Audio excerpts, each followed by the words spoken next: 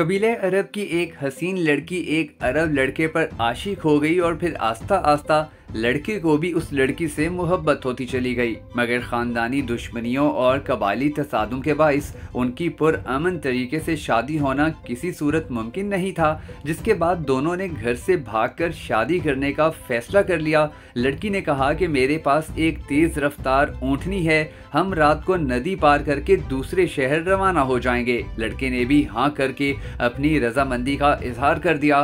रात के पिछले पहर वक्त मुकर्ररा पर दोनों नदी किनारे इकट्ठे हो गए। लड़की बोली, मैं ऊँटनी पर सवार होती हूँ, तुम इसे पीछे से हाँकते हाँकते नदी पार करो। नदी पार करने के बाद फिर से ऊँट पर बैठ जाना। लड़के ने कहा, मगर ऐसा क्यों, मैं भी तो तुम्हारे साथ ही बैठ जाता हूँ, हाँकने की भला क्या जरूरत है जब खुद ब खुद ये ऊँटनी चल रही है। लड़की ने कहा कि इसका बाप भी हमारा पालतू ऊँट था, उसकी आदत थी कि वो बीच नदी में जाकर बैठ जाता था और पानी देखकर मस्त हो जाता, मारने पीटने पर भी ढीठ बना रहता। ये ऊँटनी भी पानी में जाकर बैठ जाती है, इसकी भी वही आदत है, इसलिए तुमसे कह रही हूँ कि इसको पीछे से हाँकते जाना, क्योंकि फिर ये पानी में नहीं बैठेगी और हमारा बहुत सारा वक्त भी बच जाएगा। हम सुबह होने से पहले शहर से दूर निकल चुके होंगे और हमें ढूंढने वाले आसानी से हम तक नहीं पहुंच पाएंगे। लड़के ने कुछ देर लड़की के चेहरे पर नजरें गाड़े रखी, ठंडी सांस ली,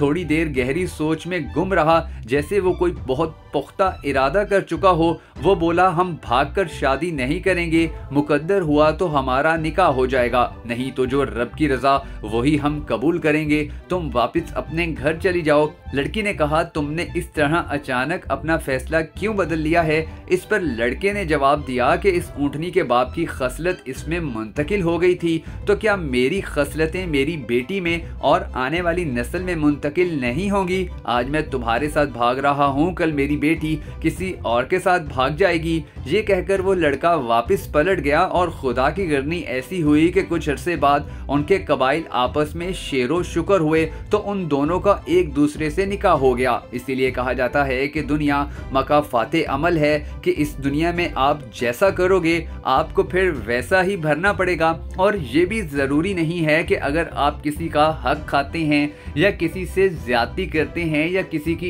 इज्जत पामाल करते हैं तो फौरी तौर पर अल्लाह ताला आपको उसकी सज़ा दे दे। बल्कि कभी कभी तो ऐसा होता है कि जो जुर्म आप करते हैं उनकी सज़ा अल्लाह ताला आपकी औलाद की सूरत आपको दिखाता है। यानी कि अगर कोई इंसान किसी की इज्जत पामाल करता है तो आने वाले वक्त में उसकी औलाद की भी इज्जत पामाल होगी। अगर कोई इंसान किसी का हक खा जाता है तो लाजमी बात है कि आने वाले किसी दौर में उसकी भी औलाद का कोई हक खा जाएगा, और जिस तरह उसने किसी मजलूम पर जुल्म किया होगा इसी तरह उसकी औलाद भी मजलूम बनाई जाएगी। ये मकाफाते अमल है जो कभी भी नहीं रुक सकता।